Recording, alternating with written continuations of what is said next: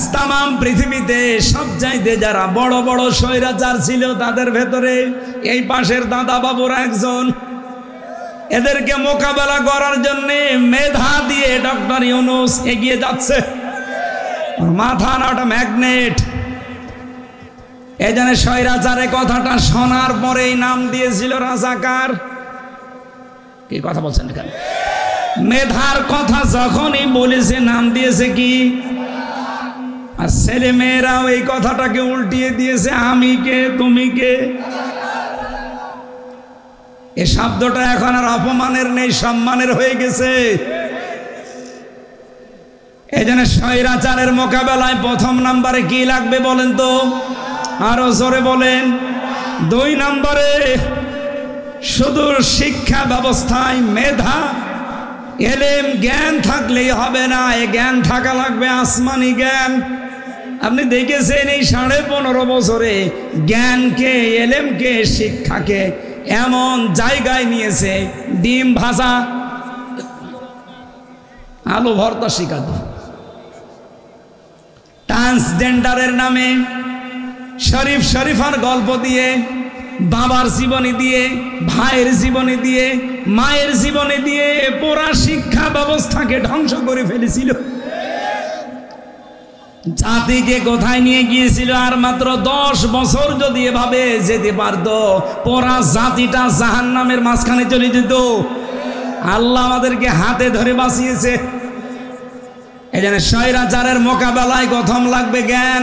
হযরতে মুসা আর একটু এগিয়ে গেলেন, ডাক দিয়ে বলে রব্বুল আলামিন জ্ঞান দিয়েই শুধু হবে না, সাহস লাগবে। কি লাগবে? আরো জোরে বলেন। হযরতে মুসা বলেছিলেন ক্বালা রাব্বিশ রাহলি সাদরি ওয়া ইয়াসসিরলি আমরি আহলুল উকদাতাম মিন লিসানি। হে আল্লাহ, তুমি আমার বক্ষকে উন্মুক্ত করে দাও। হযরতে মুসা এ দোয়া করে পেয়েছিলেন, আর আমাদের নবীকে আল্লাহ এমনিতে এগুলো দিয়ে দিয়েছেন। আমি ওই যে সূরা পড়েছি তার পরের সূরার প্রথম আয়াত এইটা, আলাম নাশরাহ লাকা সাদরাক। হে নবী, আমি কি আপনার বক্ষকে উন্মুক্ত করে দেইনি? তার মানে আপনাকে আমি সাহস জুগিয়েছি, শক্তি দিয়েছি। মেহেরপুরবাসী কথাগুলো একটু কঠিন মনে হচ্ছে, আর একটু অ্যাক্টিভ ভাবে শোনেন। স্বৈরাচার বিদায় করতে হলে শুধু জ্ঞান দিয়ে হবে না, কারণ জ্ঞান স্বৈরাচারের কাছে বেদামি, ওর কাছে জ্ঞানের কথার কোনো মূল্য নেই। ওকে যদি শায়েস্তা করতে হয় কি লাগবে? সাহস। কি লাগবে? বৈষম্য বিরোধী ছাত্র আন্দোলনে যারা সামনের সারিতে ছিল, তাকান এদের সাহস দেখেছেন? 15.5 বছরে বিএনপির মতো এত বড় একটা দল, জামাতের মতো এত বড় দল, বাকি অন্যান্য রাজনৈতিক দল মিলে 15.5 বছরে একটা দিনের জন্য একটা মিছিল, মিটিং, মানববন্ধন করে 2 মিনিটও টিকে থাকতে পারে না। যেখানে দাঁড়ায় পিটিয়ে মানুষ বের করে দেয়, ওদের বানানো নিজস্ব বাহিনী দিয়ে।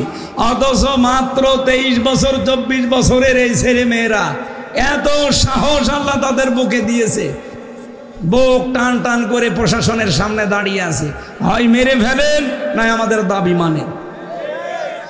মুসা আলাইহিস সালাম বলেছিলেন, মাবুদ তুমি আমার বক্ষের ভেতরে সাহস দাও, শক্তি দাও।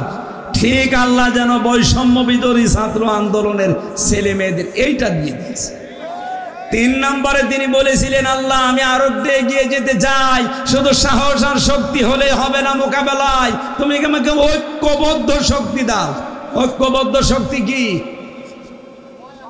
আজ বাংলাদেশে শুধুমাত্র ওই 14 দল বাদ দিয়ে দেখেন, এদেশে যত ছাত্র ছাত্রী সব এক হয়ে গিয়েছিল। এক কথা বলেন না কেন? সে ছাত্র দল বলেন, ছাত্র শিবির বলেন, ছাত্র মৈত্রী বলেন, ছাত্র ইউনিয়ন বলেন, যত রকমের বাম রাম আছে, ডাইন বাম, সব এক হয়েছে প্রাইমারি থেকে একেবারে বিশ্ববিদ্যালয় পর্যন্ত। এই ঐক্যবদ্ধ একতা দিয়েছেন কে? হযরতে মুসা বলেন, আল্লাহ স্বৈরাচারের কাছে আমি যেতে চাই, তুমি আমাকে পাঠাও। আমার আর একটা জিনিস লাগবে, সরঞ্জাম লাগবে। আল্লাহ বলেন সরঞ্জাম আমি দিয়ে দিলাম, যাও, তার নাম ওমা তিলকা বিয়ামিনিকা ইয়া মূসা। তোমার ডান হাতে কি? উনি বললেন লাঠি। আল্লাহ পাক বলেন লাঠি শুধু লাঠি না, গলা হিয়া সয়া। তুমি যে লাঠি বললে লাঠিটা একটু ছেড়ে দাও, এর ভেতরে কি আছে বলেন বলেন। আজ বাংলাদেশের দিকে তাকান, স্বৈরাচার মুক্ত করার জন্য সর্বপ্রথম যে ছেলেটা বুক পেতে দিয়েছিল, খালি হাতে ছিল না, ডান হাতে কি ছিল? এক কথা বলে না কেন? শুধু লাঠি নিয়ে দাঁড়িয়েছিল, চারটা গুলি খেয়েছে, তাও লাঠি হাত থেকে ছাড়ে না। এটা শুধু লাঠি হলে হবে না। মুসা আলাইহিস সালামকে আল্লাহ বলেছিলেন তোমাকে আমি লাঠি দেব, এই লাঠির ভেতরে এমন শক্তি থাকবে, ফেরাউন স্বৈরাচার, এই সীমা লঙ্ঘনকারী, এই অবাধ্য, এর যত শক্তি আছে সব খেয়ে ফেলার মতো পাওয়ারের ভেতরে থাকবে। সুতরাং আজ স্বৈরাচার যদি মাথা ছাড়া দিয়ে উঠতে চায়, বাংলাদেশে শুধু স্বৈরাচার বাদ দিয়ে আমরা যারা আছি, দল বেদল দেখার এখন সময় নেই। দুই হাতে এই 18 কোটি মানুষের 36 কোটি লাঠি নেওয়া লাগবে। এই কথা বলছেন? বাংলাদেশে যত রাজনৈতিক দল আছে, কেউ 49টা প্রায় নিবন্ধিত দল, আর বাকি প্রায় 73টার উপরে যেগুলো এখনো নিবন্ধন পায়নি। বলেন শত দল এদেশে আছে, কোরআন যে দলের কর্মসূচিতে নেই, কোরআন যেখানে পাওয়া যায় না, ওই দল যদি আমার বাবাও তৈরি করে থাকে আমি ওখানে নেই না। এটা অত জোরে বলার দরকার, দিনকাল এখন ভালো না, এটা একটু আস্তে বলে। আমি জানি এটা আপনারা মানতে পারবেন না, এখানে একটু চিল্লিয়েছেন এ পর্যন্ত। এটা যদি সত্যি আপনি মেনে নিতে পারেন, একটু হাত তুলে দেখান তো। আন্দাজে হাত তুলবেন না ভাই, আমি জানি অনেকে হাত এবার তুলবে না, কারণ এটা মেনে নেওয়া যে কত কঠিন। ঠিক আছে, আলহামদুলিল্লাহ। সে জন্মের পর থেকে একটা বিষয় শুনে আসতেছি যে তওবা কি, শোনেননি? ইস্তেগফার, তাওবা, এই দুইটার নাম আমরা সে জন্মের পর থেকেই পরিচিত। ইস্তেগফার এটা সব সময় আপনি করবেন, আর তাওবা যদি জীবনে কেউ করে, আল্লাহ পাক বলেন ওর পেছনের অপরাধগুলো শুধু মাফ করে দেয় না, পুরা জায়গাটা ফাঁকা করে নেকি দিয়ে পাল্টিয়ে দেয়। ইল্লা মান তাবা ওয়া আমানা ওয়া আমিলা আমালান সালিহা ফাউলাইকা ইউবাদদিলুল্লাহু সাইয়্যাতিহিম হাসানাত। সূরা ফুরকানের 71 নম্বর আয়াতে আছে, 70 নম্বর আয়াতে আছে, আল্লাহ পাক বলেন যে লোকটা তাওবা করে, ঈমান আনার পরে ভালো ভালো কাজের আঞ্জাম দেবে বলে নিয়ত করে ফেলেছে, আমি আল্লাহ তার জন্য কি দেব জানো? পেছনের যত অপরাধ ছিল সব পাল্টিয়ে ওইটা নেকি দিয়ে পরিবর্তন করে দেব। এই জন্য সাজ্জিয়াত বহু বচন, হাসানাত বহু বচন। যত অপরাধ ছিল পুরাটা কাটতে থাকবে, আর ওখানে নেকি লিখতে লিখতে ভরাট করে দেবে। তাওবা আর ইস্তেগফার কি এক? বলেন বলেন। হ্যাঁ, ইস্তেগফার করলে আপনাকে আল্লাহ মাফ করবে, আপনার উপরে সন্তুষ্ট হবে। তাওবা করলে শুধু মাফ করে সন্তুষ্ট হবে না, পেছনের ওই জায়গাটা পুরা নেকি দিয়ে ভরাট হয়ে যাবে। এখন তাওবা কারে বলে, কিভাবে করা লাগে? অনেকে আমরা বিভিন্ন জায়গায় যাই, মসজিদে ইমাম সাহেব তাওবা পড়িয়ে দেয়, আস্তাগফিরুল্লাহ, কি পড়ায় না? আস্তাগফিরুল্লাহ কি তাওবা? এটা ইস্তেগফার, এটা ক্ষমা চাওয়ার জন্যে। তাওবার 3টা অর্থের প্রথম অর্থ, তাওবা মানে আপনাকে ফিরে আসা লাগবে। সূরা জুমারের 52, 53, 54 নম্বর আয়াতগুলো একটু বাড়িতে মিলাবেন। রব্বুল আলামিন বলেন, কুল ইয়া ইবাদিয়াল্লাযীনা আসরাফু আলা আনফুসিহিম লা তাকনাতু মির রাহমাতিল্লাহ ইন্নাল্লাহা ইয়াগফিরুদ যুনুবা জামিআ ইন্নাহু হুয়াল গফুরুর রহিম। হে নবী, আমার বান্দা বান্দীদেরকে আপনি বলেন, হে আল্লাহর বান্দারা, নফসের ওপরে জুলুম করে নিজেদেরকে যারা শেষ করে দিয়েছো, আল্লাহর রহমত থেকে নৈরাশ হয়েছেও না, ফিরে আসো। অবশ্যই আল্লাহ তোমাদের যত অপরাধ ছিল সবগুলো মাফ করে দিচ্ছে, দেবে। শুধু দিচ্ছে না, এক ফিরেটা মোসারে বর্তমান ভবিষ্যৎ প্রেজেন্ট ফিউচার আল্লাহ জাম্বন দেননি, জুনুব বহু বচন দিয়েছেন, এরপরে আবার জামিয়া দিয়েছেন। সত্যি যদি আমরা এখনই তাওবা করার নিয়ত করে থাকি, আমার আল্লাহ একটা অপরাধও বাকি রাখবেন না, সবগুলো ক্ষমা করবেন। কারণ দুইটা নামে আগের পরবর্তীতে আছে, ইন্নাহু হুয়াল গফুরুর রহিম। আল্লাহ গফুর এবং রহিম, এই বড় বড় দুইটা নাম এখানে দিয়েছেন। বলেন সুবহানাল্লাহ। কি বুঝলেন এখান থেকে? আমি জানি এ পর্যন্ত শোনার পরে সাবেক চেয়ারম্যান সহ যত মানুষ এখানে বসে আছি, সবাই আমরা খুশি আনন্দিত যে আর কোনো চিন্তা নেই, তাওবা করলেই তো সব অপরাধ মাফ হয়ে। কথা বলেন না কেন? কোন আয়াত থেকে যদি কেউ দলিল দিতে চান, এদিকে তাকান। আমি আজকে মাত্র একটা আয়াত পড়েছি, সূরা দোহার 7 নম্বর আয়াত। কোন আয়াত থেকে যদি কেউ তাফসির করতে চায়, দলিল দিতে চায়, তাহলে উসুলে তাফসিরের 13টা নিয়ম আছে। তার আগের আয়াত, পরের আয়াত, আগের সূরা পরের সূরার সাথে এর সম্পর্ক কি, এটার সাথে রিলেটেড কি করা আছে, এটা আপনাকে জানা লাগবে আগে। এটা উসুলে তাফসিরের মূল নীতি, এটা আপনি বুঝবেন না আলেম ছাড়া।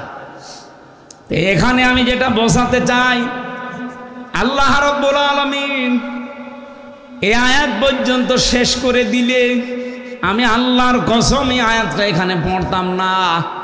আল্লাহ জানাতে চেয়েছেন, এই ক্ষমা পেতে হলে, এদিকে তাকান, কোন ক্ষমা? ইন্নাল্লাহা ইয়াগফিরুয যুনুবা জামিআ। একটা অপরাধও থাকবে না, সব মাফ হয়ে যাবে। এ বিশাল ক্ষমা না? বলেন বলেন। আল্লাহ বলেন, এই ক্ষমা পেতে হলে দুইটা শর্ত মানা লাগবে আর একটা সময় মেনটেন করা লাগবে। এই আয়াতের পরবর্তী আয়াতে আল্লাহ তার জবাব দিয়েছেন। আপনি দেখেন তো আপনার তাওবা যে করেছেন একটাও কবুল হয়েছে কিনা, নাকি আয়াত বলবো না? আল্লাহ রাব্বুল আলামিন বলেন, ওয়ানিবু ইলা রাব্বিকুম ওয়া আসলিমু লাহু মিন ক্বাবলি আইয়াতিয়াকুমুল আযাবু সুম্মা লা তুনসারুন। খুব ভালো করে মিলাবেন কোরআন থেকে। আল্লাহ বলেন, এই ক্ষমা যদি কেউ পেতে চায়, এই মুহূর্তে তাকে দুইটা শর্ত মানা লাগবে আর একটা সময় মেনটেন করা লাগবে। এক নম্বরে আনিবু ইলা রাব্বিকুম, তাকে রবের দিকে ফিরে আসা লাগবে।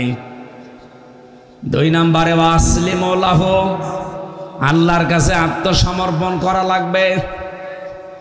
মেহেরপুরবাসী শব্দ দুইটা শুনতে যত সহজ মনে হয়েছে, বলেন তো এই দুইটা বাস্তবে প্র্যাকটিক্যাল লাইফে মেনে নেওয়া অত সহজ? বলেন বলেন। আপনি যদি আল্লাহর দিকে ফিরে আসেন, আল্লাহর কসম ওই দিন থেকে জীবনে অনেক কিছু আপনার হারিয়ে যাবে, বাদ দেওয়া লাগবে। এই কথা বললেন না?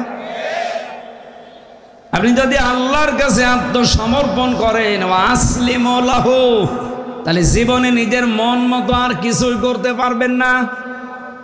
শর্ত কয়টা বললাম? আরো জোরে বলেন। এ দুইটা শর্ত মানবেন কখন?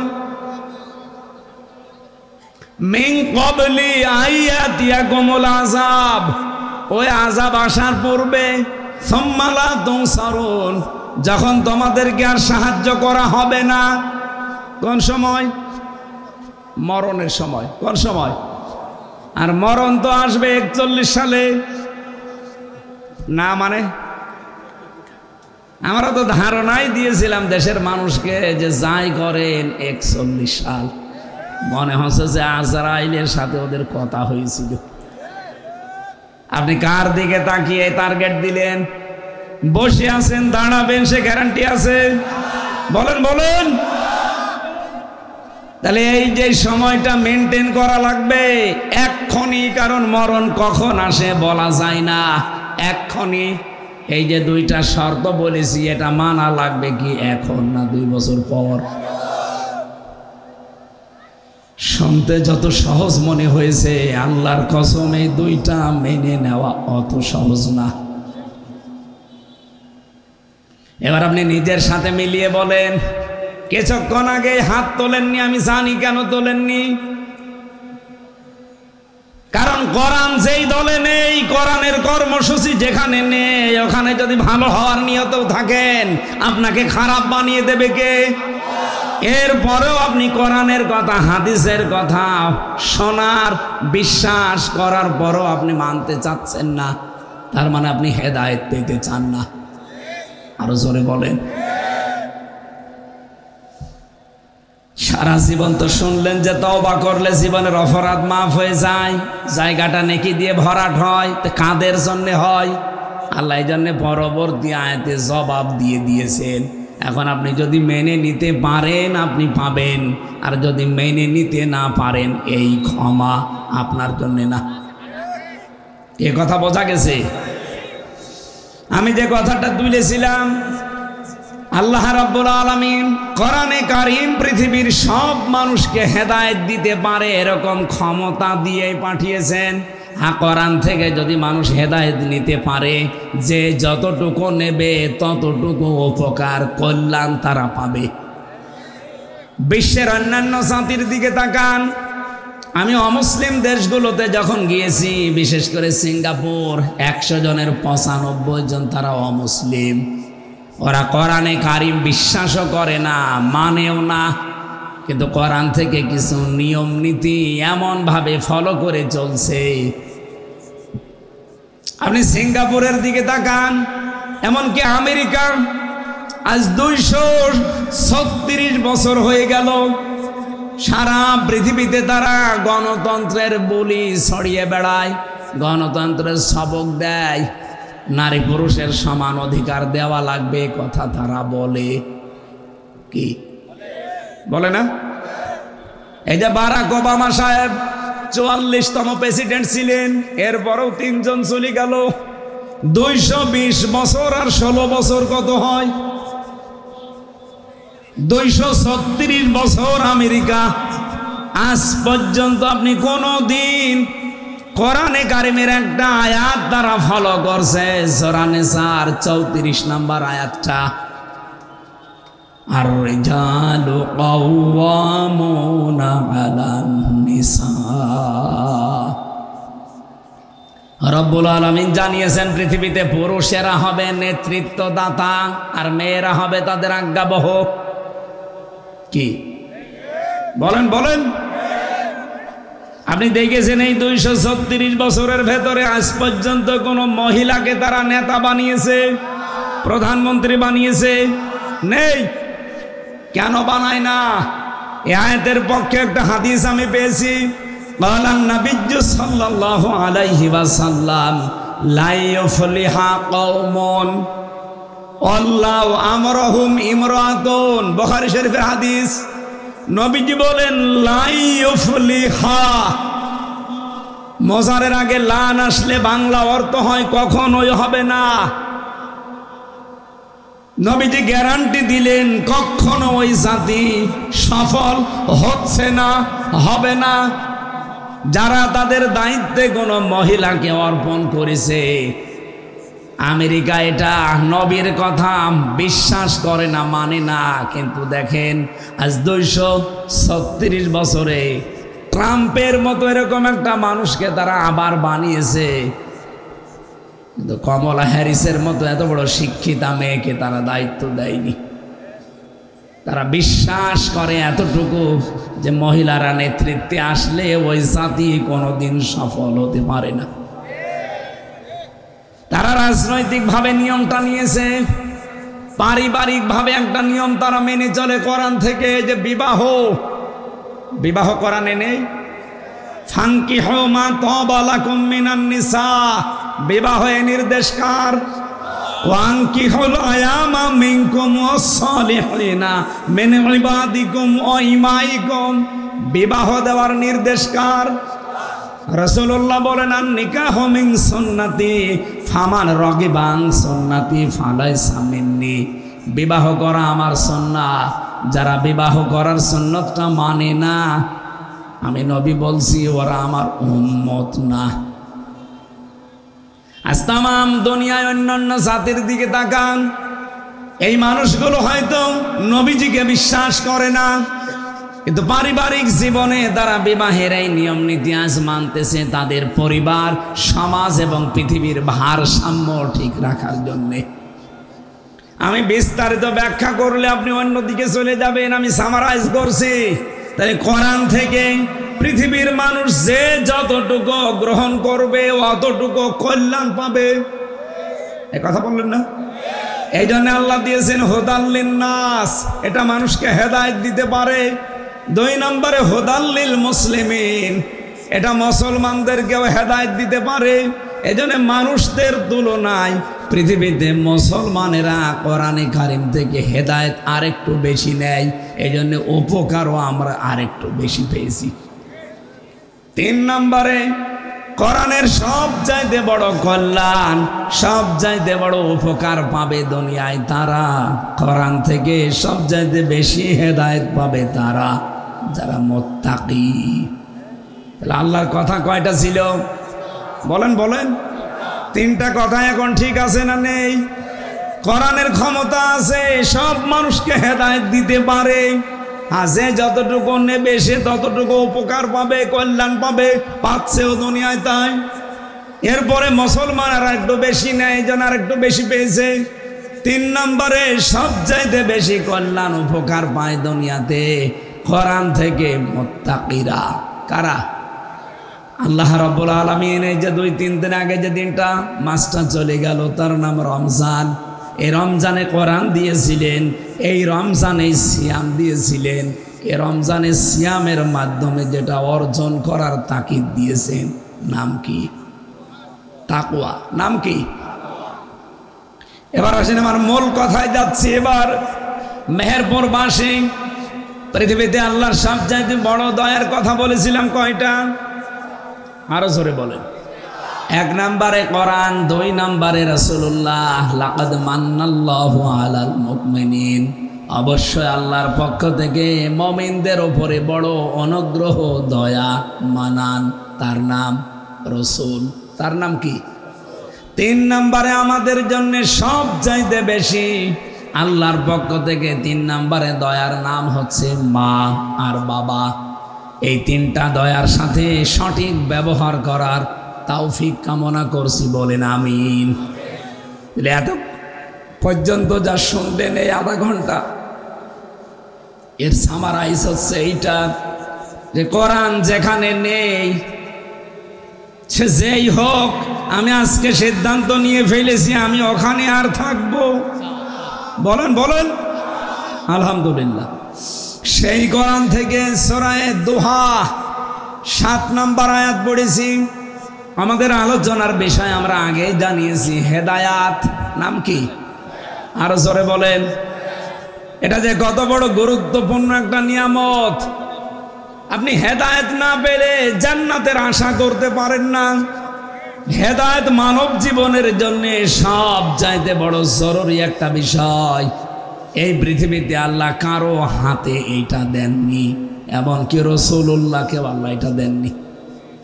হেদায়েত দেওয়ার দায়িত্ব রাসূলুল্লাহর ছিল। বলেন বলেন, নিজের চাচা আবু তালেবকে দিতে পারতেন, কি কথা বলেন না কেন? নিজের চাচা আবু তালেবকে তিনি দিতে পারেননি। আবু জেহেল গ্রাম সম্পর্কের চাচা, তাকেও দিতে পারেননি। আপন চাচা আবু লাহাব, তাকেও দিতে পারেননি। কিন্তু দুইজনকে আমার আল্লাহ দিয়েছিলেন, হযরত আমির হামজা আর হযরতে আব্বাস রিদওয়ানুল্লাহি তাআলা আলাইহিম আজমাইন। বলেন আমিন। রব্বুল আলামিন সূরা কসসের 56 নম্বর আয়াতে জানিয়েছেন, ইন্নাকা লা তাহদি মান আহবাবতা ওয়ালাকিন্নাল্লাহা ইয়াহদি মাইয়াশা। অবশ্যই আপনি যাকে ভালোবাসেন, পছন্দ করেন, তাকে হেদায়েত দিয়ে দেবেন না, বিষয়টা এমন না। আমি আল্লাহ যাকে ভালোবাসি, পছন্দ করি, যার মনের খবর আমি জানি যে হেদায়েত পাওয়ার যোগ্য, আহুয়া আ'লামু বিল মুহতাদিন, কে পাবে এটা আমি আল্লাহ ভালো জানি। তাহলে হেদায়েত পাবে কি হামজা জানে? বলেন বলেন। ফাইন্নামা আলাইকাল বালাগ ওয়া আলাইনাল হিসাব, আমার দায়িত্ব পৌঁছিয়ে দেওয়া, হিসাব নেওয়ার দায়িত্ব কার? আরো জোরে বলেন, লাস্তা আলাইহিম বিমুসাইতির। হে নবী, আপনাকে আমি দারোগা পুলিশ করে পাঠাইনি যে মানুষ পিটিয়ে হেদায়েত করবেন না। আপনার দায়িত্ব হক কথাগুলো সঠিকভাবে তুলে ধরা। কুলিল হাক্কু মির রাব্বিকুম ফামান শাআ ফালিয়ুমিন ওয়া মান শাআ ফালিয়াকফুর। যার ইচ্ছা হয় সে কবুল করবে, যার ইচ্ছা হয় সে কুফরি করবে। তাহলে আমাদের দায়িত্ব শুধু হক কথা, হেদায়েতের কথাটা প্রচার করা। হেদায়েত দেবে কে? এ দায়িত্ব কার? এবার আসেন তো আমরা আয়াতের দিকে সরাসরি এবার তাফসিরে যাচ্ছি। রব্বুল আলামিন বলেন, ওয়াজাদাকা যাল্লান ফাহাদা। আমি কোরআন শরীফ সামনে নিয়ে বলতে পারি, এখানে যত মানুষ আমরা আছি, শুধু কয়েকজন আলেম বাদ দিয়ে এই আয়াতটার বাংলা অর্থ করতে দিলে 100 জনের 99 জন ভুল করবে। অথচ একটা পরিচিত আয়াত, এই যে ঠিক বললো পেছনে যে ওটা ফাসেল পাস, ওরে আপনি এখন এই আয়াতের বাংলা ব্যাখ্যা করতে দেন। আমি আমার যতটুকু বিশ্বাস, এরকম যত মানুষ আছে, শাব্দিক অর্থের দিকে খেয়াল করে দেখবেন 100 জনের 99 জন ভুল করবে। যেটা রসুলের শানে, খুব খেয়াল করে আপনাকে এটার বাংলা অর্থ বের করা লাগবে। আমি বাংলা বলছি, আপনি মিলান তো। এইভাবে করে ডক্টর মিজানুর রহমান আজহারি কিছু শব্দের বাংলা অর্থ করার কারণে আজ সারা পৃথিবীতে বাংলা ভাষাভাষী যারা আছে তাদের কাছে উনি এখন কালার হয়ে গেছে। রাসূলুল্লাহর শানে একবার কাউবয় বলেছিল, যদিও শব্দটা ঠিক আছে, কিন্তু রাসূলুল্লাহর শানে শব্দটা মেলে না। কি কথা বলেন না কেন?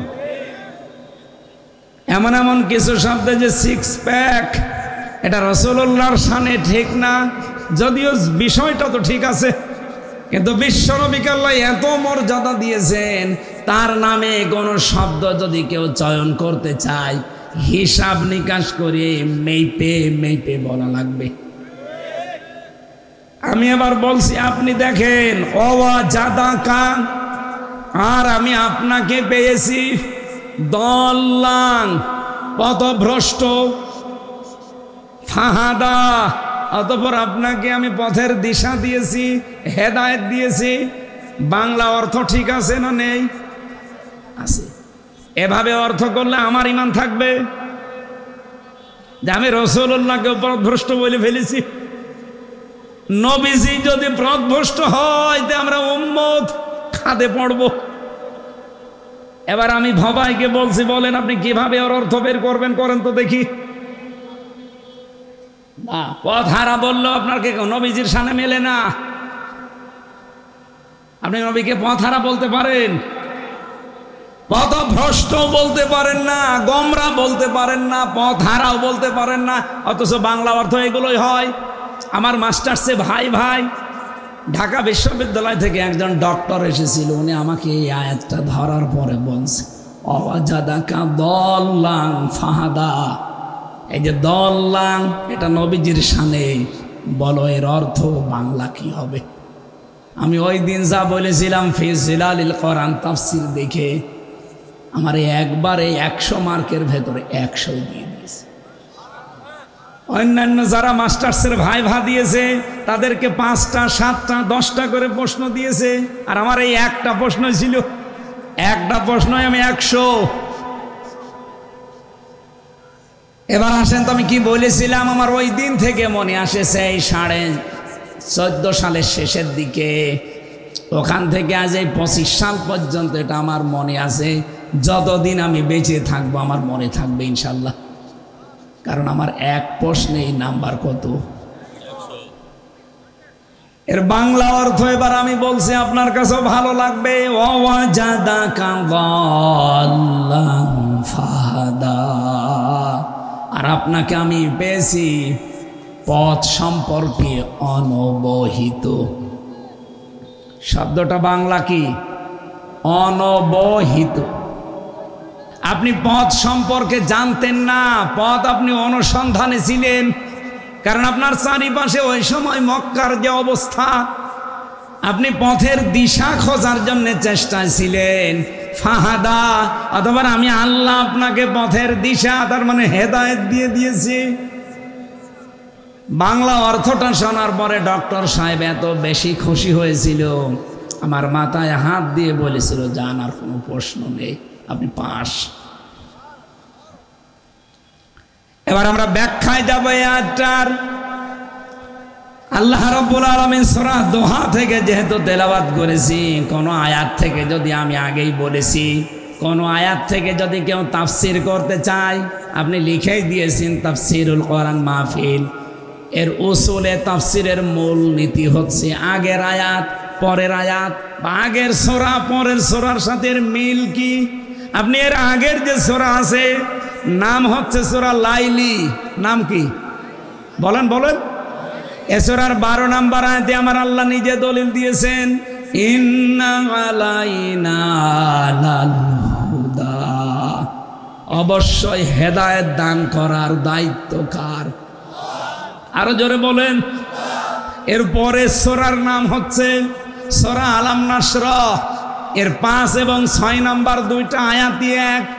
ওখানে দেখবেন ফাইন্না মাআল উসরি ইসরা, ইন্না মাআল উসরি ইসরা। কোরআন শরীফ চিন্তা ভাবনা করে পড়া লাগে, কথাটা কোনোদিন শুনেছেন? আফালা ইয়াতাদাব্বারুনাল কোরআন, কি হয়েছে তোমাদের, কোরআন নিয়ে কেন চিন্তা ভাবনা করো না? এই আয়াতটা তো আমিও সেই 5 পাস করার পর থেকে পড়ছি, কিন্তু এর ভেতরে যে এটা আছে আমি নিজের জীবনে এখন পেয়েছি।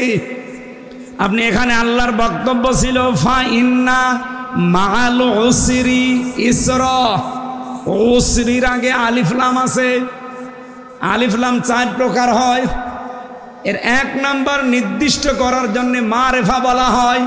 আপনি উসরির আগে আলিফ লাম দিয়ে আল্লাহ জানাতে চেয়েছেন বান্দা বান্দিরা অবশ্যই কষ্ট যদি দুনিয়ায় একটা পাও, ইসরা এটা নাকেরা, এটা অনির্দিষ্ট, একটা কষ্ট যদি দুনিয়ায় তুমি ভোগ করো আমি আল্লাহর জন্যে, ইসলামের জন্যে, মানবতার জন্যে, সামনে তোমাকে হাজারো কল্যাণ আমি আল্লাহ অবারিত ফ্রি করে দেব। এই জন্য দুনিয়াতে দেখবেন মানবতার জন্যে, ইসলামের জন্যে, আল্লাহর জন্যে যারা একটা কষ্ট সহ্য করে, ভবিষ্যতে তার জন্যে হাজারো সহজ কল্যাণ এই পথগুলো আমার আল্লাহ নিজে খুলে দেয়।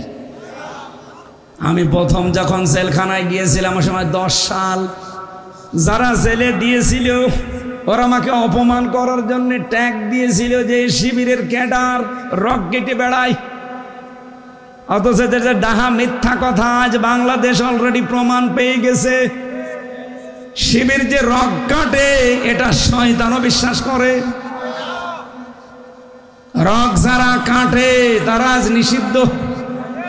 এই কথা বলছেন এখানে, রক যারা কাটে তারা নিষিদ্ধ না? ওই নাম দিয়ে এখন যদি রাস্তায় আসে জনগণই পিটিয়ে মেরে ফেলবে, প্রশাসন লাগবে না। অথচ সে ৭৭ সাল থেকে শুরু করে ২৫ সাল পর্যন্ত এই মিথ্যা ট্যাগটা তাদের নামে দিয়ে সারা বাংলাদেশ সহ বিশ্বের মানুষের কাছে কালার করে রেখেছিল যে এরা রগ কাটে। আজ পর্যন্ত একটাও প্রমাণ পাওয়া গেছে? কিয়ামত পর্যন্ত পাওয়াও যাবে না, কারণ এই ট্রেনিং এখানে দেওয়া হয়। বলুন, মানুষ এখন আর এটা খায় না। প্রথমে আমাকে যখন মসজিদ থেকে নিয়ে গেল ধরে, যে ওসি সাহেব নিয়েছিল, পরবর্তীতে ওসির দ্বারা আমি অনেক উপকারও পেয়েছি দুনিয়ায়। বলেন তো, ওরা আমাকে অপমান করার জন্য কষ্ট দিয়েছে। প্রথমে এই মিথ্যা মামলা দিয়ে প্রথমে হাজতে দিল থানার, অথচ আল্লাহ রাব্বুল আলামিন ওই দিন থেকে যে আস্তে আস্তে ওপরে তুলতে তুলতে আজ তামাম পৃথিবীর বাংলা ভাষাভাষী এমন কোনো মানুষ নেই যে আমির হামজায় নামটা জানে না। মায়ের পেটের ভেতর থেকে বের হয়ে মনে হয় আমার নাম বলে। আমি বাইরের রাষ্ট্রগুলোতে ভাষা বুঝি না, অথচ ওরা আমার কণ্ঠ দিয়ে মাহফিলগুলোকে কনভার্ট করে দেখি কোরআনের কথা শুনছে। তামিলনাড়ুতে গিয়েছিলাম, ভাষা ওদের যে তামিল ভাষা শয়তানও বুঝবে কিনা আল্লাহ জানে, এত কড়া। অথচ দেখি আমার তেলাওয়াত বাজতেছে, আমার ওয়াজগুলো কণ্ঠ কনভার্ট করে তারা শুনছে মসজিদে। এই কণ্ঠ তো আমার মনে হয় হ্যাঁ বাংলাদেশে আমির হামজার, অথচ আমি নিজে। ওই দিন যদি ওরা আমাকে অপমান না করতো, কষ্টটা না দিত, আমি ওই দিন একটা কষ্ট পেয়েছিলাম বিনা কারণে। মসজিদ থেকে হাতে হ্যান্ডকাপ দিয়ে যে কয়েকশো মানুষের সামনে থেকে যখন নিয়ে যাচ্ছিল, আমি অঝোর নয়নি ওই দিন কেঁদেছিলাম যে বিনা দোষে আজ এত অপমান হতে লাগলো। 10 সালে এরপরেই যে সময় পাল্টানো আরম্ভ করেছে, এই একটা অপমানের কারণে, কষ্টের কারণে আল্লাহ এত বেশি সুখ খুলে দিয়েছেন, এত বেশি সুখের দুয়ার খুলে দিয়েছেন। একটার জন্য কমপক্ষে আমি 50টা উপকার পেয়েছি। সব চাইতে বেশি পেলাম এই যে কি 21, 22, 23 এই 3 বছর জেলে থাকার কারণে। আমার মতো কত হামজায় দেশে আছে, শুধু আমার মনে হয় আজ এই জেলে যাওয়ার কারণে আর এই কষ্টটা পাওয়ার কারণে আজ বাংলাদেশের সব মানুষের ভেতরে একটা সিম্পিতি আল্লাহ তৈরি করে দিয়েছে। আমার আদর্শ হয়তো তারা মানে না, বিশ্বাসও করে না, কিন্তু কথাগুলো দেখি গোপনে গোপনে শুনতেছে। কি বুঝলেন এই আয়াত থেকে? আমি তাফসীরের মূল নীতি বলছিলাম, আগের সূরা পরের সূরার সাথে একটা মিল আছে। এবার আসেন আমরা সূরা দোহায় যাচ্ছি।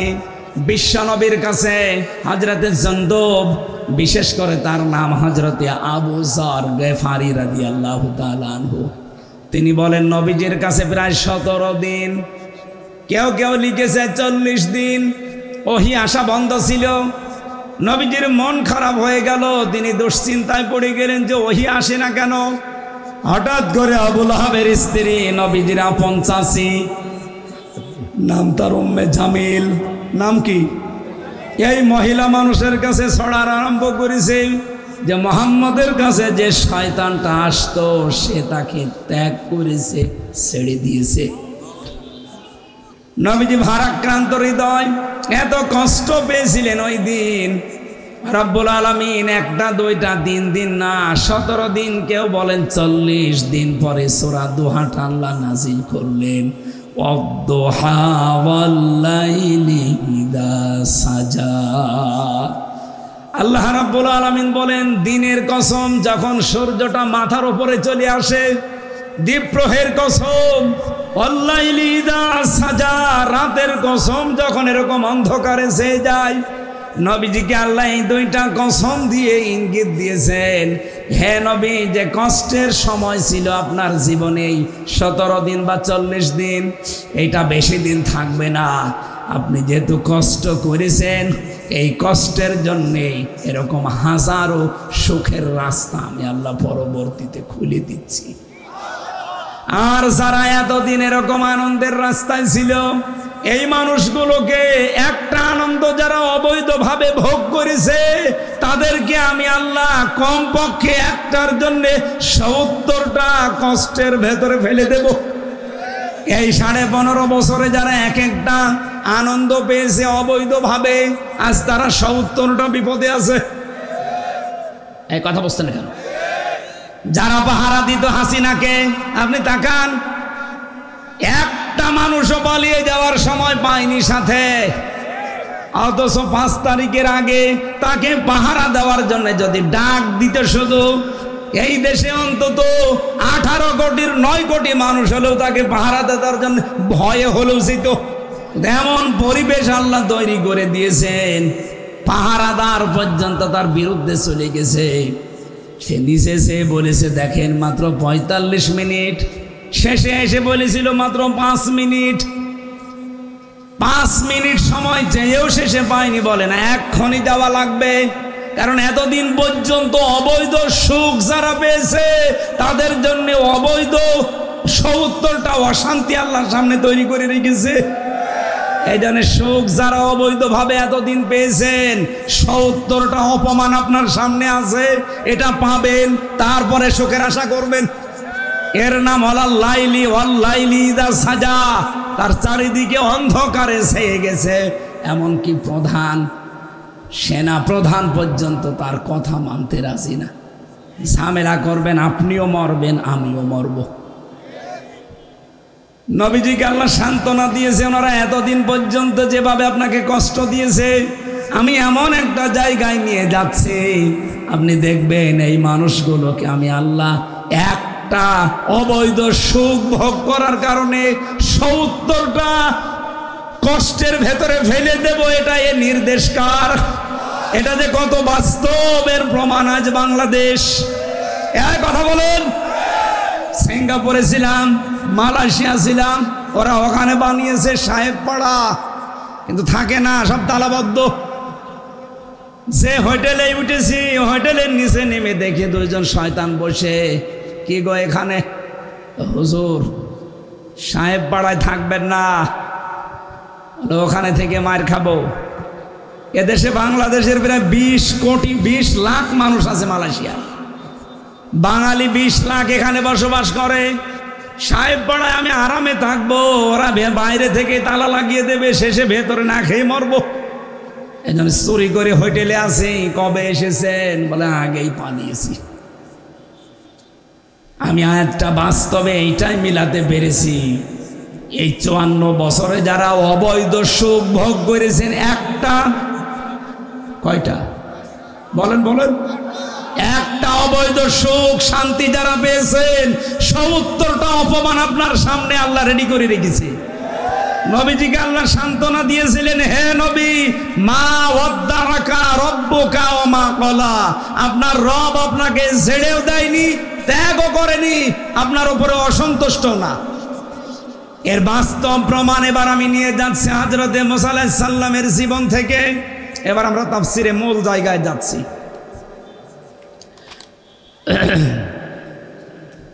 আমি যেহেতু আন্দাজে যা তা বলছি না, সব আমি কিতাব থেকে তাফসির থেকে নোট করেছি, আপনার শিক্ষার জন্য বলছি, খুব খেয়াল করে শুনবেন। মা ওয়াদ্দাআকা রাব্বুকা ওয়া মা ক্বালা। হে নবী, আপনাকে আমি ছেড়ে দেইনি, আপনার প্রতি আমি অসন্তুষ্ট না। এবার আসেন মুসা আলাইহিস সালামের কথাটা কেন তুললাম। হযরত মুসাকে আল্লাহ 23 বছর বয়সে ফিরিয়ে নিয়ে আসলেন। 23 বছর পর্যন্ত তিনি ফেরাউনের কাছে লালিত পালিত হয়েছিলেন।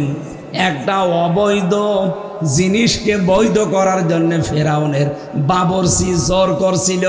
তিনি এইটাকে মোকাবেলা করার জন্যে তাকে সংশোধনের জন্য একটা থাপ্পড় দিয়েছিলেন। এক থাপ্পড়েই গেছে লোকটা মারা।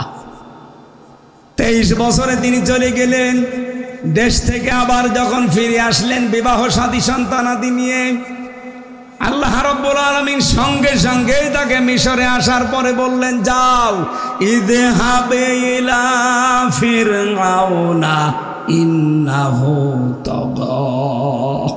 ফেরাউনের কাছে যাও, সে স্বৈরাচার হয়ে গেছে, সে অবাধ্য হয়ে গেছে, সে সীমা লঙ্ঘন করে ফেলেছে।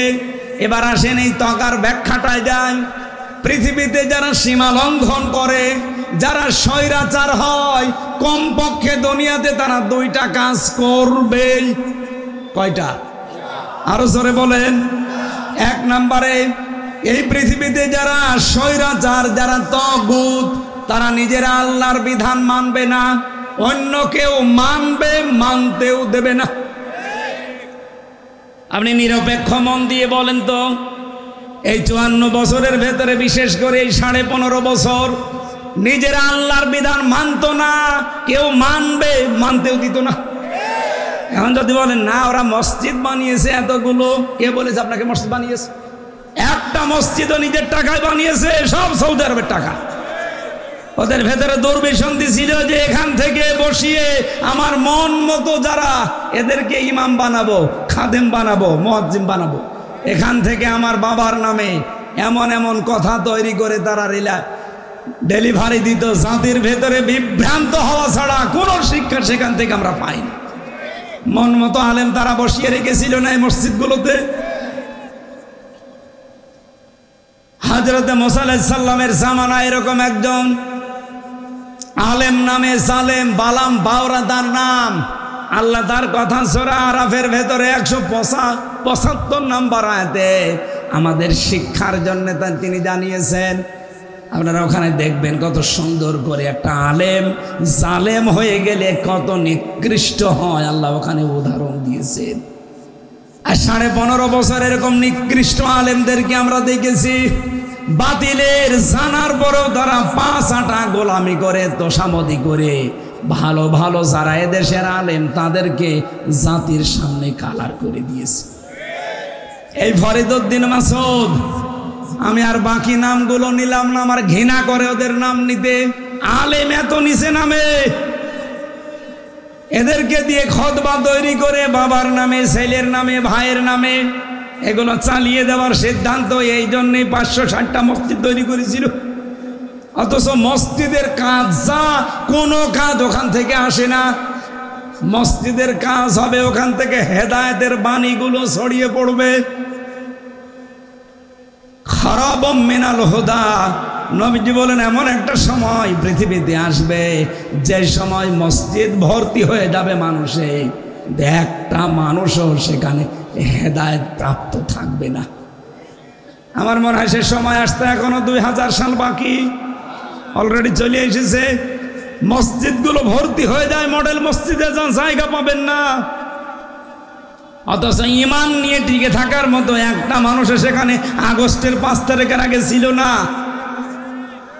মসজিদগুলো ঝকমক করবে, দেখলে চোখ জুড়িয়ে যাবে, কিন্তু হেদায়েতের কথা সেখানে থাকবে না। ঠিক তাই হয়েছিল। এজন্য আমরা মনে করছি না ভালো ভালো কাজে আঞ্জাম তো দিয়েছে, এর বিপরীতে খারাপ যেগুলো, ওগুলোর দিকে একটু তাকান।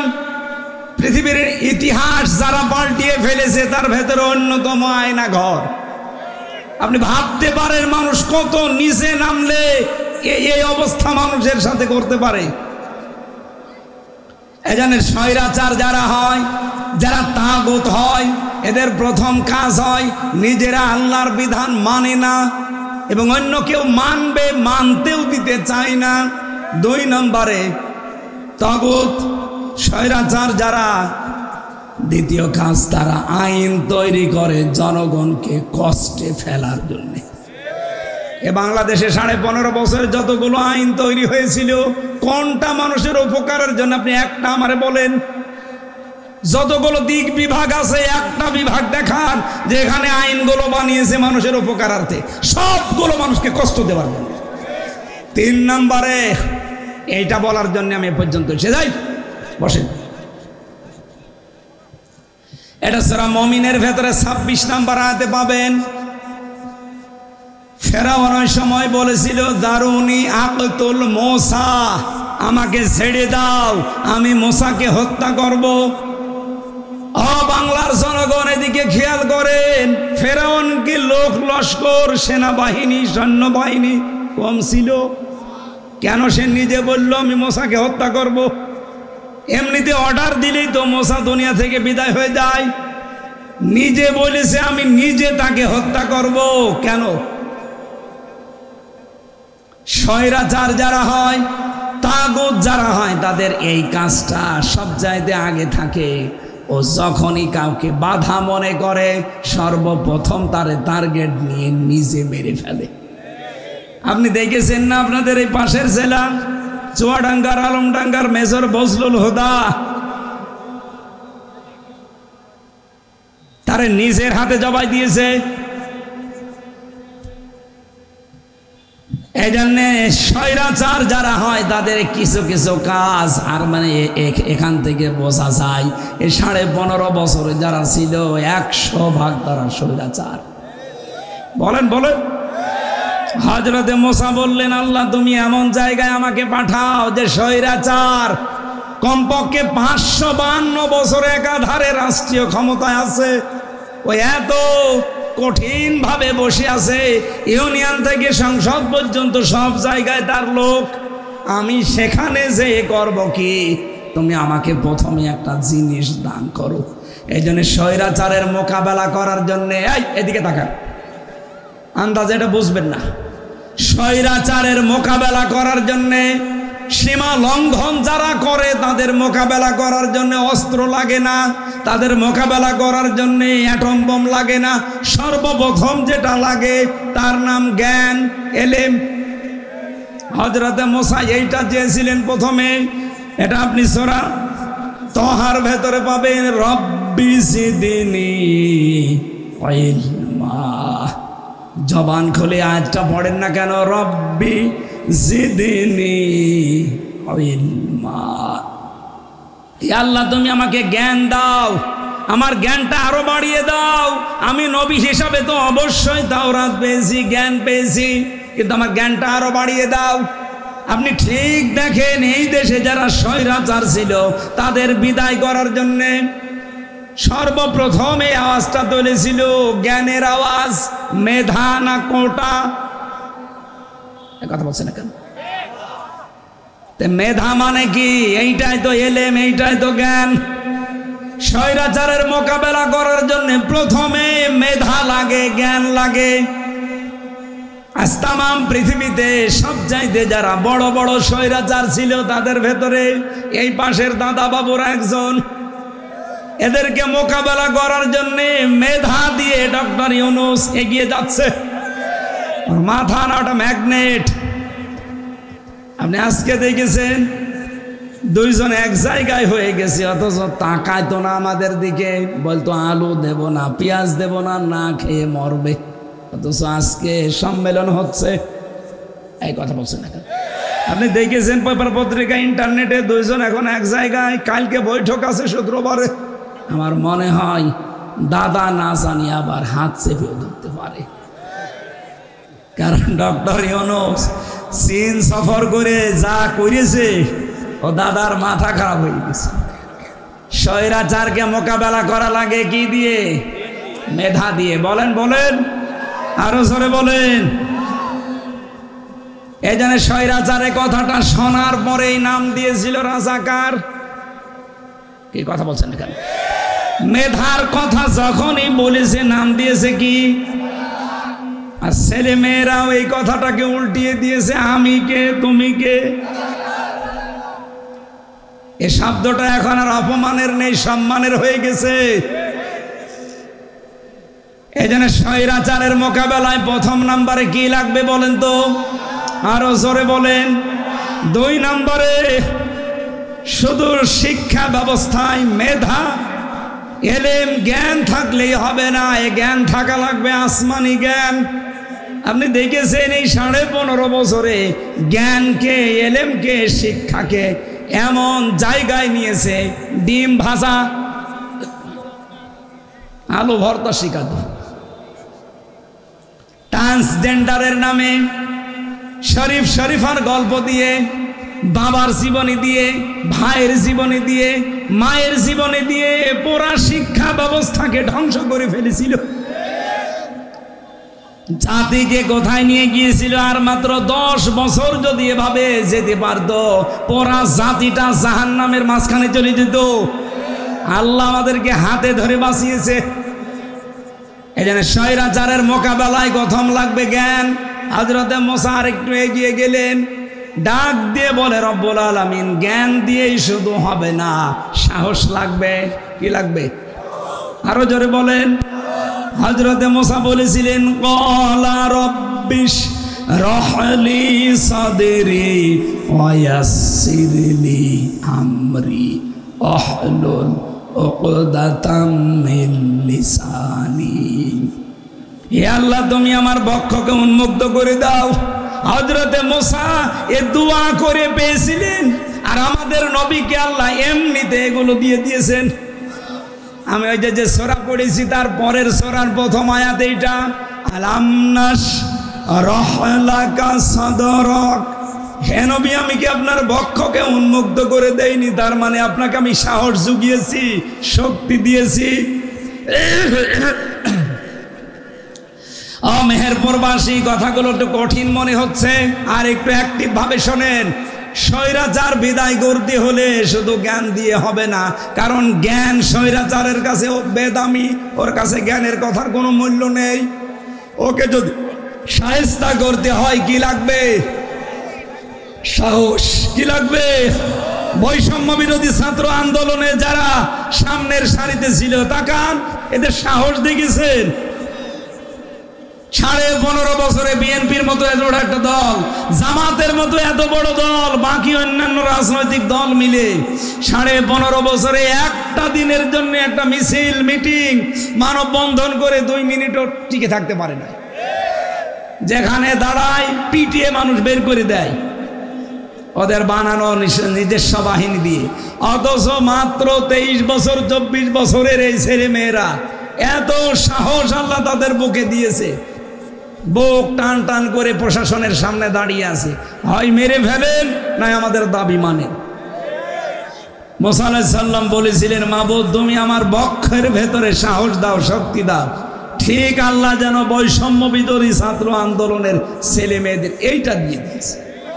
3 নম্বরে তিনি বলেছিলেন, আল্লাহ, আমি আরো এগিয়ে যেতে চাই, শুধু সাহস আর শক্তি হলে হবে না মোকাবেলায়, তুমি আমাকে ঐক্যবদ্ধ শক্তি দাও। ঐক্যবদ্ধ শক্তি কি? আজ বাংলাদেশে শুধুমাত্র ওই 14 দল বাদ দিয়ে দেখেন, এদেশে যত ছাত্র ছাত্রী সব এক হয়ে গিয়েছিল। এক কথা বলেন না কেন? সে ছাত্র দল বলেন, ছাত্র শিবির বলেন, ছাত্র মৈত্রী বলেন, ছাত্র ইউনিয়ন বলেন, যত রকমের বাম রাম আছে, ডাইন বাম, সব এক হয়েছে, প্রাইমারি থেকে একেবারে বিশ্ববিদ্যালয় পর্যন্ত। এই ঐক্যবদ্ধ একতা দিয়েছেন কে? হযরতে মুসা বলেন, আল্লাহ, স্বৈরাচারের কাছে আমি যেতে চাই, তুমি আমাকে পাঠাও। আমার আরেকটা জিনিস লাগবে, সরঞ্জাম লাগবে। আল্লাহ বলেন, সরঞ্জাম আমি দিয়ে দিলাম, যাও। তার নাম ওয়ামা তিলকা বিয়ামিনিকা ইয়া মুসা। তোমার ডান হাতে কি? উনি বললেন, লাঠি। আল্লাহ পাক বলেন, লাঠি শুধু লাঠি না, ক্বালা হিয়া আসায়া। তুমি যে লাঠি বললে, লাঠিটা একটু ছেড়ে দাও, এর ভেতরে কি আছে বলেন বলেন। আজ বাংলাদেশের দিকে তাকান, স্বৈরাচার মুক্ত করার জন্য সর্বপ্রথম যে ছেলেটা বুক পেতে দিয়েছিল, খালি হাতে ছিল না, ডান হাতে কি ছিল? এক কথা বলেন না কেন? শুধু লাঠি নিয়ে দাঁড়িয়েছিল, 4-4টা গুলি খেয়েছে, তাও লাঠি হাত থেকে ছাড়ে না। এটা শুধু লাঠি হলে হবে না। মুসা আলাইহিস সালামকে আল্লাহ বলেছিলেন, তোমাকে আমি লাঠি দেব, এই লাঠির ভেতরে এমন শক্তি থাকবে, ফেরাউন স্বৈরাচার, এই সীমা লঙ্ঘনকারী, এই অবাধ্য, এর যত শক্তি আছে সব খেয়ে ফেলার মতো পাওয়ারের ভেতরে থাকবে। সুতরাং আজ স্বৈরাচার যদি মাথা ছাড়া দিয়ে উঠতে চায়, বাংলাদেশে শুধু স্বৈরাচার বাদ দিয়ে আমরা যারা আছি, দল বেদল দেখার এখন সময় নেই। 2 হাতে এই 18 কোটি মানুষের 36 কোটি লাঠি নেওয়া লাগবে। এই কথা বলছেন?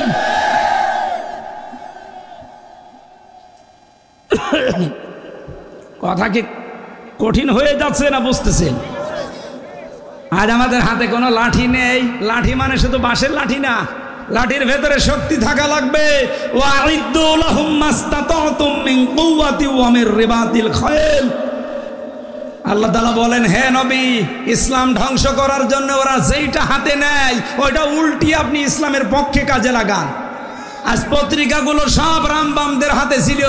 বাংলাদেশে যারা ডানপন্থী আছেন, ইসলামপন্থী আছেন, এগুলো সব হাতে নেন। এগুলো আজ হাতে নিয়ে বিশ্ব মিডিয়াকে দেখানো লাগবে। দাদা বাবুরা সারা জীবন আমাদের বিরুদ্ধে মিথ্যা তথ্য পৃথিবীর মানুষকে জানিয়েছে যে এই দেশে নাকি সংখ্যালঘু নির্যাতন হয়। এটা ডাহা মিথ্যা কথা।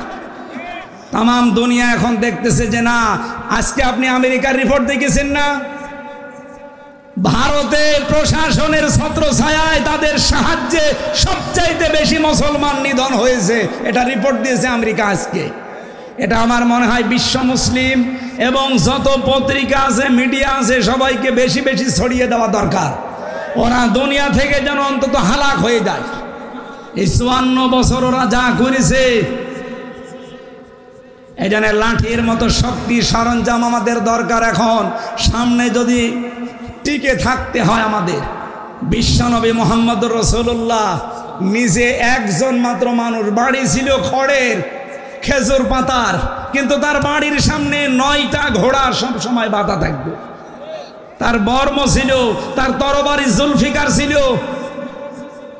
আপনি হিসাব করতে পারেন, এরকম একটা নরম নবী আমরা বলি, অথচ বাড়ি ঘর ঠিক নেই। বাড়ির সামনে ঘোড়া কয়টা বলেন? ঘোড়া দিয়ে মানুষ কি করে? যুদ্ধ করে। কি করে? আত্মরক্ষার জন্য। সামনেও আমাদের এরকম জিনিস, লাঠির মতো যার ভেতরে শক্তি থাকে। বাতিলকে উৎখাত করার জন্য অবশ্যই লাঠি আপনাকে হাতে নেওয়া লাগবে। সর্বশেষ নাকি এটা বলবো না? এইটা বলার জন্য আয়াতটা আমি নিয়েছি। আল্লাহ রাব্বুল আলামিন বলেন, সর্বশেষ পাঠিয়েই দিলাম তাকে, যাও। ময়দানে ছেড়ে দেওয়ার পরে দেখি হযরতে মুসা লাঠি ফেলার আগে ওরা তারা নিজেরা জাদুকরদেরকে দিয়ে পুরা ময়দান সাপ বিচ্ছু দিয়ে ভর্তি করে ফেলেছে। মানুষ হিসাবে তিনি প্রথমে ভয় পেয়ে গিয়েছিলেন। হযরতে মুসা ডাক দিয়ে বললেন, রব্বুল আলামিন। আল্লাহ সঙ্গে সঙ্গে জবাব দিয়েছেন। এটা পাবেন সূরা তাহার 46 নম্বর আয়াতে। এদিকে তাকান ভাই। এইটা বলার জন্য আমি এতক্ষণ এই যে প্রায় 15-20 মিনিট বললাম, এইটা বলার জন্য। ক্বালা লা তাখাফা ইন্নানি মাআকুমা আসমাউ ওয়া আরা। বলেন আল্লাহু আকবার। আল্লাহ পাক বলেন, মুসা ভয় পেও না, তোমাদের দুইজনের সাথে আমি আল্লাহ আছি। তোমার ভাই হারুন আর তুমি ময়দানে দুইজন একা না, তোমাদের সাথে আমি আল্লাহ আছি। আমি দেখতেছি এবং সব শুনতে পাচ্ছি। সুতরাং পৃথিবীতে স্বৈরাচার এবং সীমা লঙ্ঘন যারাই করবে তাদের মোকাবেলা করার জন্যে মুসা আলাইহিস সালামের বন্ধু দুনিয়ায় যারা, মুহাম্মদ রাসূলুল্লাহর উম্মত যারা, তাদের সামনে ময়দানে যদি আসতে পারে তাদেরকে সাহায্যের জন্য কে আছে? আরো জোরে বলেন, কে আছে? আসমাউ ওয়া আরা। আমি নিজে সব শুনছি এই ময়দানের কথাবার্তা এবং আমি আল্লাহ দেখতে পাচ্ছি। হে নবী, আপনাকে আজ এই কঠিন ময়দানে ছেড়ে দিয়ে আপনি মনে করছেন 17 দিন 40 দিন ওহি বন্ধ আছে কি না কি হয়ে গেল না।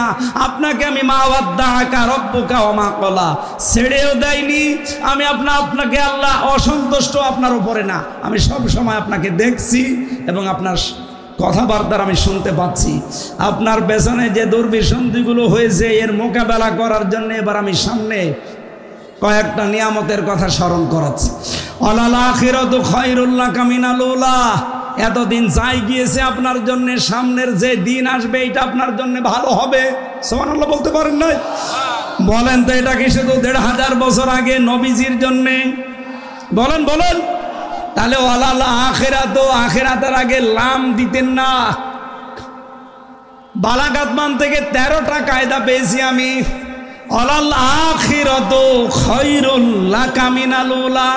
যদিও কা দিয়ে মুহাম্মদ রাসূলুল্লাহ উদ্দেশ্য, তাফসিরে বাইজাবি, তাফসিরে ফি জিলালিল কোরআন, মুফাসসিরিন ইকরাম লিখেছেন কিয়ামত পর্যন্ত আয়াতটা থাকবে দুনিয়ায়। কিয়ামত পর্যন্ত নবীর উম্মত যারা সত্য সত্যই দাবি করে, নবীর উম্মত যারা অবশ্যই হতে পারবে, তাদের দিন যত যাবে আগের দিনের তুলনায় সামনের দিনগুলো ভালো আসবে। আর আমরা এইটাই সামনে দেখতে পাচ্ছি। বাংলাদেশের জরিপ আপনারা দেখেছেন, আগস্টের 5 তারিখের আগে মানুষ এই দেশে মাত্র 100 জনের 15 জন বলতো আমরা ইসলাম চাই। অথচ এই যে ফেব্রুয়ারির 28 তারিখ গেল, এটা মার্চ এপ্রিল চলছে, আজকে এপ্রিলের 3 তারিখ, মার্চের 31 তারিখ, মাত্র 1 মাস 4 দিন আগের একটা রিপোর্ট পেয়েছিলাম, বাংলাদেশের 100 জনের 66 জন মানুষ চাই এদেশে ইসলাম কায়েম হোক। এমনকি হিন্দু পর্যন্ত চাই, কারণ তারা এই 6 মাসে বুঝে ফেলেছে যে এই দেশে আমরা নিরাপদ ততক্ষণ না যতক্ষণ ইসলাম আসবে না। এই জন্য একটা হাদিস পড়ছিলাম আসার সময়, আন ইবনে ওমর রাদিয়াল্লাহু তাআলা আনহু قال قال النبي صلى الله عليه وسلم فاتبعوا الصيادة الأعظم। এই পৃথিবীতে যারা ইসলাম কায়েমে অগ্রণী ভূমিকা পালন করছে, উম্মত তোমাদের দায়িত্ব তাদেরকে সাপোর্ট করা। আজ বাংলাদেশে আমি বললাম না 73টা উপরে দল কাজ করছে, তার ভেতর প্রায় 26টাই ইসলামী দল। এরা সব চাচ্ছে দেশে ইসলাম কায়েম হোক, কিন্তু একটা দল আপনি তাকান, এদের ভেতরে কিন্তু অগ্রগামী ভূমিকায় আছে, তাদের ভেতরে এমন এমন কিছু আছে তাদের দ্বারা ইসলাম কায়েম হওয়া সম্ভব। সুতরাং নবীর এই নির্দেশ আমাদের মেনে চলা দরকার। যারা ইসলাম কায়েমে অগ্রণী ভূমিকায় আছে সব বাদ দিয়ে তাদেরকে সাপোর্ট দেওয়া ইমানের দাবি। এখন আপনি কোন হুজুর নিয়ে এসে জিজ্ঞাসা করবেন, করেন। আমি তো হাদিস আর কোরআনের আয়াত বলেছি, ওয়ালাল আখিরাতু খায়রুল লাকা মিনাল উলা। কোনো টেনশন নেই, কোনো চিন্তা নেই, দিন যা গেছে গেছে, সামনে যা আসবে ইসলামের বিজয় আসবে ইনশাআল্লাহ। আল্লাহ রাব্বুল আলামিন বলেন, ওয়ালা সাউফা ইউতিকা রাব্বুকা ফাতারদা।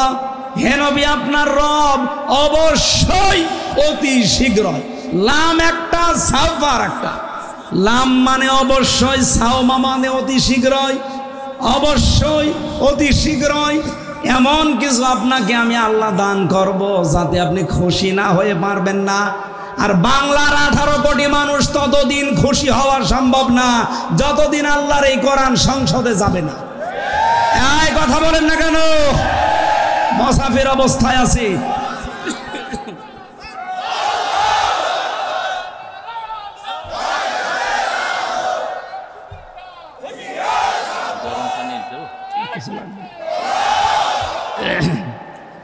এই দেশে সত্যি করে বলবেন, দল যে যেটা করেন, আল্লাহর এই জমিনে আল্লাহর দিন কায়েমের আগে আমরা কেউ খুশি হতে পারি? বলেন। সুতরাং মন থেকেই বলছি, আল্লাহ চর্ম চোখে এটা দেখার তৌফিক অন্তত দিয়ে আমাদেরকে ফাতার দাও, খুশি করে দাও। এর আগের আয়াতে কি ছিল? ওয়ালা সাউফা ইয়ারদা, অবশ্যই অতি শীঘ্র আপনি খুশি হয়ে যাবেন। সুতরাং আমাদেরকে আল্লাহ তুমি যদি খুশি করতে চাও, চর্ম চোখে আমাদেরকে দেখাও যে এই কোরআন দিয়ে 56,000 বর্গ মাইল চলছে। এই পরিবেশ আল্লাহ তৈরি করে দিতে পারে না? আরো জোরে বলেন।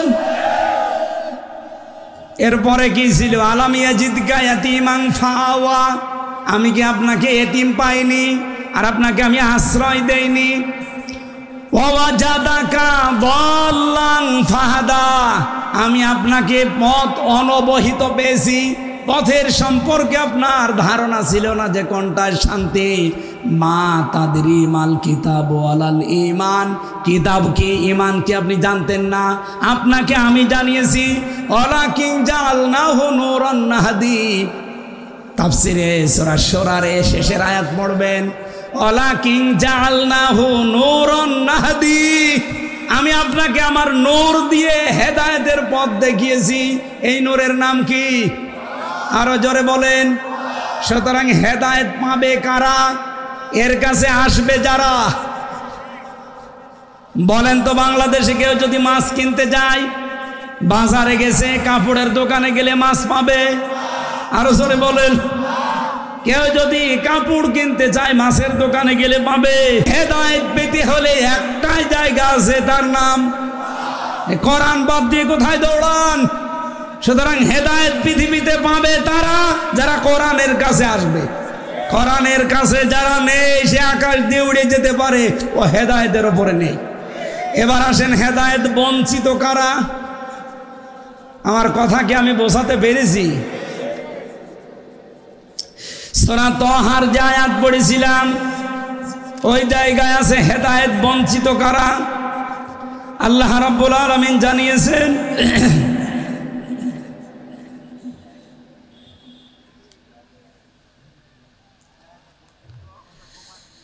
ইন্না ক্বাদ উহিয়া ইলাইনা আন্নাল আযাবা আলা মান কাযযাবা ওয়া তাওয়াল্লা। অবশ্যই আমি আল্লাহর ওহী যার কাছে পৌঁছিয়েছে, এই ওহী যেই মানুষগুলো মিথ্যা মনে করে আর মুখ ফিরিয়ে চলে যায়, তাদেরকে আমি হেদায়েত থেকে বঞ্চিত করে দেই। আমার কথা আমি 4টা বিষয় নিয়েছিলাম, আমি আশা করি আমি বোঝাতে পেরেছি তাফসীর আকারে। এরপরেও যদি কেউ না বোঝার ভান করে থাকেন, কোরআনের বাণী শোনার পরে, ওহী আসার পরে যারা মিথ্যা মনে করেন যে না এরকম বলেই থাকে, মুখ ফিরিয়ে চলে যান, হেদায়েত থেকে আপনি বঞ্চিত হয়ে যাবেন। কে কথা বলেন না কেন? আল্লাহ আমাদের তৌফিক দিন এই আয়াতটা অন্তত মেনে চলার। জোরে বলেন আমিন। আল্লাহ রাব্বুল আলামিন মেয়েরা যারা এসেছেন তাদেরকে খুব অল্প সময়ের জন্য টিপস দিচ্ছি। খাদিজাতুল কুবরা রাদিয়াল্লাহু তাআলা আনহা জীবনে কোনোদিন এক ওয়াক্ত নামাজ পড়েননি, একটা রোজা রাখেননি, একটা দিনও জীবনে পর্দায় থাকেননি, জীবনে কোনো দিন তিনি হজও করেননি, একটা টাকা তিনি দানও করেননি। কিন্তু জান্নাতে আল্লাহ তার জন্য ঘর বানিয়ে রাসূলের কাছে সুসংবাদ পাঠিয়েছে যে আল্লাহ তার জন্য অলরেডি একটা ঘর বানিয়ে রেখেছে এবং আল্লাহ নিজে তাকে সালাম দিয়েছে।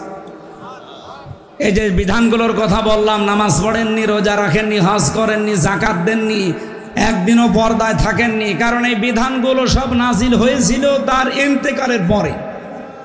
এই কথা বলছেন। অথচ তাকে আল্লাহ সালাম দিলেন শুধু একটা কারণে, তিনি স্বামীর সন্তুষ্টি করতে পেরেছিলেন এবং সন্তুষ্টি পেয়েছিলেন। তার যা ছিল সব উজাড় করে দিয়েছিলেন স্বামীর জন্যে। স্বামী তার উপরে এত বেশি খুশি ছিল, তার ইন্তেকালের পরেও কবরের পাশে যে দোয়া করতেন, আল্লাহ কিয়ামতে সবাই সবাইকে ভুলে যাবে, আমি যেন আমার খাদিজাকে না ভুলি। মেয়েরা যারা এসেছেন, আপনি তো নামাজ মাস্ট বি পড়বেনই, নামাজের ওয়াজ করা লাগে না, রোজা আপনারা রাখেনও, নিজের পর্দা পুশিদা ঠিক রাখবেন। আর স্বামী যাদের আছে খাদিজার মতো আচরণ করবেন। কিয়ামতের দিন খাদিজাতুল কুবরার সাথে আপনাকে আল্লাহ পাশাপাশি জান্নাতে রাখবে ইনশাআল্লাহ। আমার আশা করছি যে কথা আমি বলতে চেয়েছিলাম সব আপনারা বুঝে ফেলেছেন। আমিন। বারাকাল্লাহু লানা ওয়া লাকুম ফিল কোরআনিল আযীম।